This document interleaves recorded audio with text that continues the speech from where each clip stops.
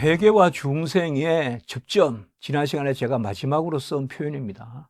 칼빈의 신학에 있어서 회개와 중생의 접점, 이 개념은 전체적인 돌이킴에 있습니다. 이전 것이 지나가고 새 것이 되었다. 이제는 옛사람이 아니라 새사람이다. 여기에 중요한 연결점이 바로 예수 그리스도와 연합입니다. 예수 그리스도께서 모든 의를 다 이루시고 그 의를 우리 것 삼아주시는 그 의가 전체 우리 삶에 역사합니다. 우리의 생명을 살릴 뿐만 아니라 우리 생활도 거룩하게 합니다. 이 점에서 회개가 전적인 돌이킴이라면 중생은 전적인 새 사람으로서 살아감이기 때문에 이 접점을 갖는 것입니다. 이제 칼빈은 중생, 회개 이것을 같이 다루면서 이것이 죄의 속박으로부터 벗어난다, 풀려난다는 점을 강조하면서도 그러나 우리는 날마다 회개해야 된다. 그리고 한번 거듭남으로 인하여 우리의 삶이 그 자체로 결정되는 것이 아니라 날마다 우리가 새로워져야 된다. 거룩해져야 된다. 이 점을 강조하고 있습니다. 그래서 날마다 우리는 회개의 훈련을 받는다. 혹은 중생의 훈련을 받는다. 칼빈이 회개의 경기장이라는 표현을 썼지 않습니까? 우리는 중생의 경기장이라고도 표현할 수 있습니다. 다만 중생이라는 개념은 전체적으로 한번 객관적으로 거듭났다는 것이기 때문에 사실상 우리가 중생이란 말은 그렇게 자주 반복해서 쓰지는 않습니다. 그러나 나는 날마다 죽노라, 이 측면이 있기 때문에 이 중생에 있어서도 우리가 날마다의 훈련을 말하는 것입니다. 우리 사람에게 욕정을 불러일으키는 악의 부식깃이 아직 우리에게 남아있기 때문에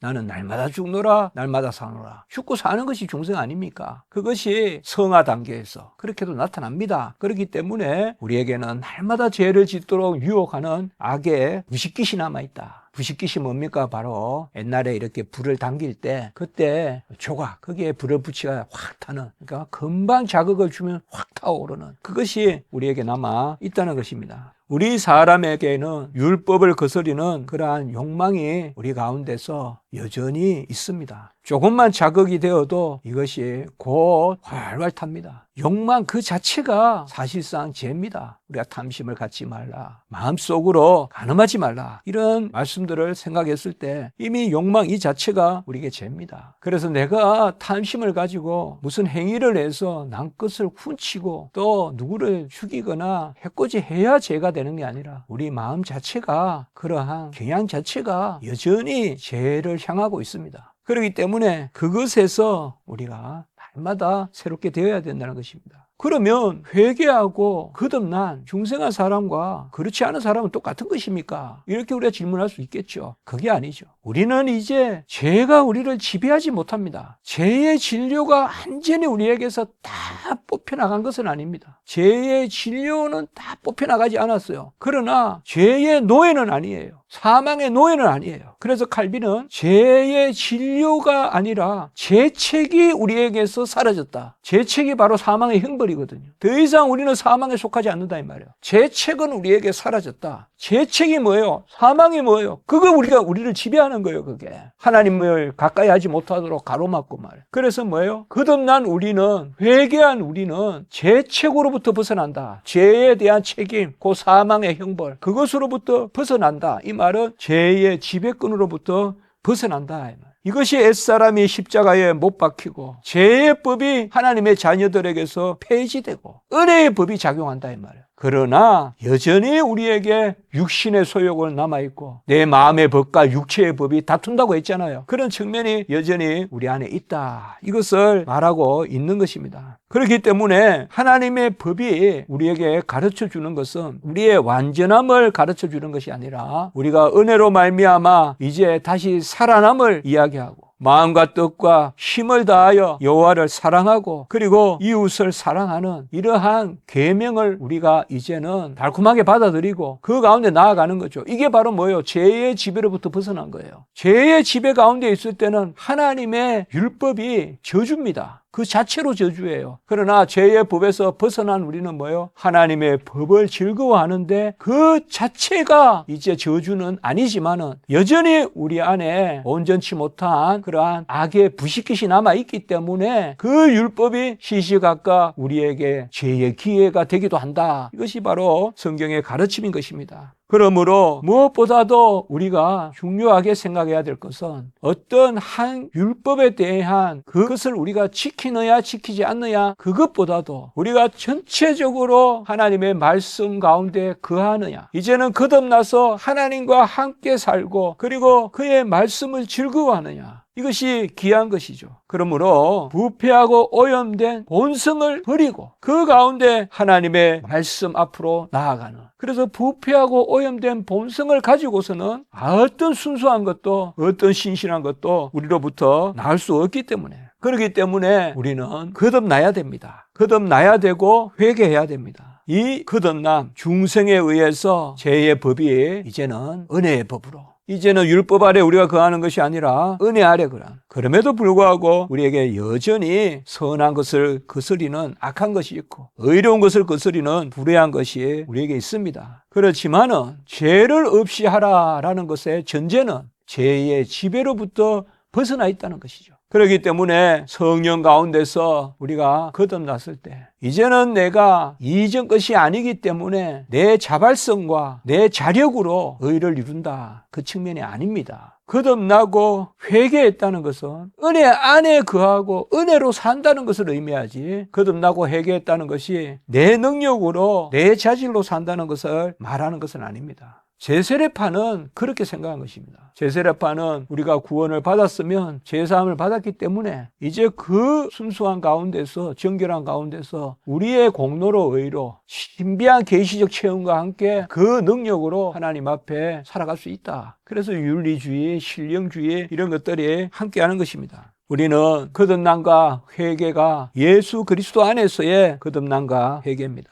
아담 안에서의 저주는 이전 것으로 다 사라집니다. 그래서 이제는 새 것이 되었다. 새 것이 바로 뭐예요? 예수 그리스도의 것입니다. 죄에 속한 것이 아니라 그리스도의 죄 사함에 속한 것, 은혜에 속한 것, 예수 그리스도의 의에 속한 것입니다. 그것이 거듭난 자가 마땅히 누리는 것입니다. 육체의 정욕에 매여서 그 가운데, 억압 가운데 죄의 노예로 있는 것이 아니라 성령의 소욕대로 우리가 순종하는 가운데서 하나님 앞에 나아가는 것입니다. 그러므로 계속적인 회개가 있고 계속적인 회개 가운데서 열매를 맺고, 그것이 바로 중생의 은혜를 드러내는 것입니다. 중생의 은혜라는 것은 돌이킴의 은혜입니다. 거듭났다는 것은 돌이킴의 은혜인데, 우리가 한번 돌이키고 이제 그 지점에서 내가 산다 이렇게 말하면 그것은 내 능력으로 사는 거예요. 그러나 회개는 뭐예요? 컨베르시오, 회심이라고 했잖아요. 칼빈이. 돌이킴입니다. 그러면 회개의 돌이킴이 날마다 우리 가운데 나타납니다. 내가 날마다 나를 죽이고 날마다 다시 살고 날마다 죽노라 날마다 사노라. 이게 뭐예요? 바로 우리의 중생도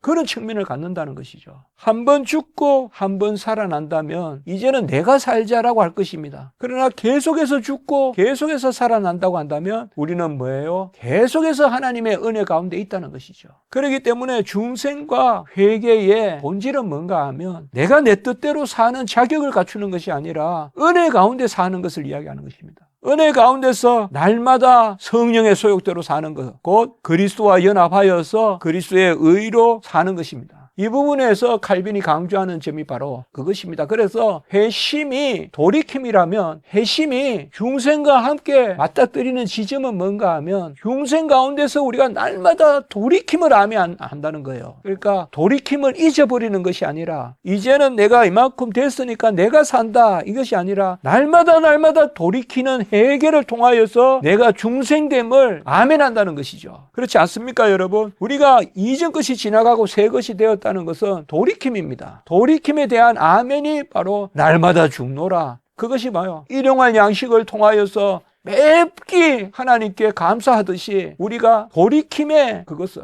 그래 이 점에서 회개와 중생이 회심이라는 측면에서, 돌이킴이라는 측면에서 맞닥뜨리는 것이죠. 여기에서 우리에게 뭐예요? 그리스도와의 연합이 있고 여기에서 바로 성령이 역사하는 것입니다. 그리스도의 영으로서 성령이 역사하는 거예요. 그래서 칼빈은 성령을 이곳에서 우리에게 말하고 있어요. 두 가지로 말하고 있습니다. 성령이 성화를 위하여 부여되심으로. 여기 왜 갑자기 성화가 나오느냐? 그만 제가 설명을 했죠. 바로 칼빈은 회개, 회심, 중생, 그리스도의 연합, 성화조차도 물론 성화는 이제 구원 서정에 있어서 칭의와 연결되는 다음 단계지만은 그러나 그리스도와의 연합이라는 측면, 또 전적인 돌이킴이라는 측면, 성도의 견인이라는 측면, 이런 데서는 함께 나타나죠. 그래서 성령이 첫 번째는 바로 성화 가운데서 불결과 더러움으로부터 정결하게 되어 하나님의 의를 순종하는 데 이르게 한다. 그러니까 우리에게 성령의 역사가 일어나서 하나님의 의를 따르고 그 가운데 우리의 정욕을 먼저 길들인다, 이렇게 이야기합니다. 사실 정욕을 길들인다는 말은 죄와 사망의 근세에서 벗어난다는 것이에요. 죄와 사망의 근세에 있으면 정욕의 종이 되는 거예요, 우리가. 그러니까 첫 번째는 성령이 우리 안에 역사해서 정욕을 길들인다 이 말이에요. 그리고 두 번째는 성령으로 그 성화의 역사로 우리가 깨끗하게 되지만은 그러나 우리가 여전히 연약한 가운데 둘러싸여 있다. 이제는 그 정욕의 지배 아래 있지 않습니다. 죄의 지배 아래 있지 않아요. 그럼에도 불구하고 우리는 연약한 가운데 있다. 그래서 날마다 앞을 향하여 씨름하며 나아가야 된다. 그리고 사탄의 사자가 우리에게 있어서 그것을 부정적으로만 볼 것이 아니라 날마다 나를 경성시켜서 날마다 씨름하게 하고 경주하게 하고, 아까 회개의 경기장이라는 표현도 있었지만은 그러한 은혜의 역사가 있다. 그래서 내 영역이 약한 데서 온전해진다. 이렇게 고린도후서 12장 9절의 말씀을 칼빈이 인용하고 있습니다.